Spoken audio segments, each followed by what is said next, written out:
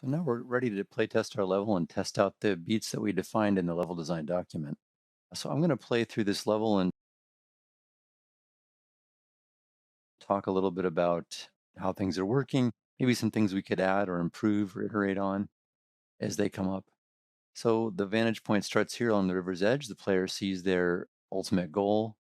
They see that the bridge is out, there's no way to it. And they're sort of funneled up along the river's edge here to various blockades into the abandoned mill. So as they go inside, I placed a little bit of proto stuff here just to show, like, perhaps there was a note or there was evidence here, either a journal or a note that said, hey, the machine's not working, but the gear wheel was locked in the foreman's office upstairs. So the player at this point could either go upstairs to find the gear wheel or they could continue playing. And there is a door now in the back of the abandoned mill. We could do something where there's something that opens this door that's found up by the foreman's office. We could also do that. But if the player goes to inspect a few things, they find again the gear wheel's missing. This is the note about where it is. They can do some exploration if they want. They can find that if they find these boards, they can't open them for some reason. They need a crowbar. And so if they actually go upstairs to investigate the office, there's a long path up here to the top. There could be some interesting elements, maybe some spooky elements that happen on long paths like this. There could be, if there's like companions on a radio, there could be kind of a walk and talk section where you have a conversation, or maybe there's a voiceover of the things that the characters thinking in their head as they walk up here. Depends on the kind of game you want to make. So up here we see the door locked, but inside we see the gear wheel. So from here we can go back down, or we could have something happen on the way down. That's another thing we could do. But at this stage, like I said, the player could leave before or after. And if they try to go out this way, they can see, even if they happen to, it's probably not likely they missed it from the river's edge, but from here they could see the bridge is out and they can't reach the other side. It's dangerous. There's a roaring water coming through here. As they leave the building, they find this very obvious switch.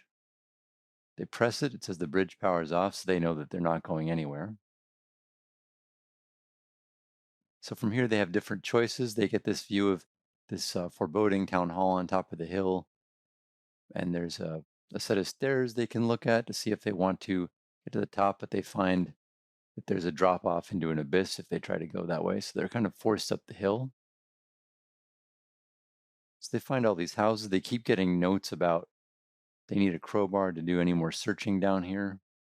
So they find they can't open these anymore, so they stop looking. And now they go to explore the town hall. And they jump inside. Kind of a one-way drop. They can't go back out. They go in this way. They find the crowbar. They take it.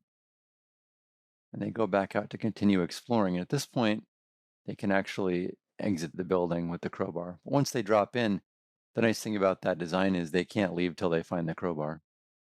So there's some other elements missing there, some story elements. Maybe the level needs some story support for how the player knows to find a crowbar up here, or if it's more of a kind of free roaming kind of adventure, then maybe they don't need any story element to tell them there's a crowbar up here.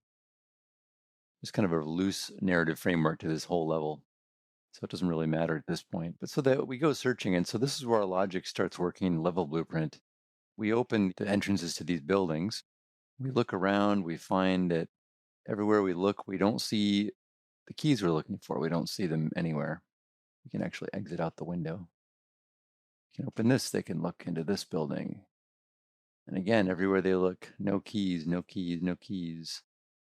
This gameplay might, depending on the kind of game, the tone you're going for, if there's dangers in the game, whatever. This search could be longer, it could be shorter. It could be 4 houses, it could be 2 houses, it could even just be 1 house. Depends on the length of your whole game, how you decide how long this sequence should be. This is more of a proof of concept. So here we use our crowbar. And because this is the last house we happen to look in, we find the foreman's keys here and we figure out that I guess this is where the foreman lived. So we take his keys and now we know we can go and open his office back in the mill. And originally this is where we planned kind of a surprise event where there was a tree here that fell, and we could figure out when the player had grabbed the keys and gone here. And at this point in the level, because they have the keys, it could cause this tree that's not here right now to fall down and force the player to find another way around to get back to the mill. That could be a neat kind of surprise trick to play on the player. It could give kind of a sense of danger or foreboding, like why did the tree fall down? Is this place haunted? Are there people out to get him? Things like that. But now we go back here and we're in the mill. We know we have one way to get up to the foreman's office. And like, yeah, that's one thing as I play the level more now, I think depending on the kind of game I make, I might have possibly gated the player more along the way. So here we can open the door with the foreman's keys. And now we can take the gear wheel. With the gear wheel on hand, I'm going to take the extreme shortcut down because there's no falling damage in our game yet. We have the gear wheel, so we can go to this machine, and now it says place the gear because it knows we have the gear on our person. So we press it, we place the gear in place, and for greater realization, this could be pretty cool. I think if like all these gears started moving, that's another event we could script. There could even be possibly a cinematic camera that shows what happens because of what we did. But at this point, this is very bare bones. It's just sort of, like I said, a functional progression from A to B to C to D. So here we go. We see that this switch is now turned green because we've restored power, and it says bridge power off. It should say on. But we press this and we find the bridge extends and we have our way out of the level. So yeah, usually when you're doing these prototypes, you'll find small bugs like that and you go back and you fix them. But this is at least to show your concept to a level design team or a game development team. There's enough there, foibles and all really, to show proof of concept of a level design document that's fully playable.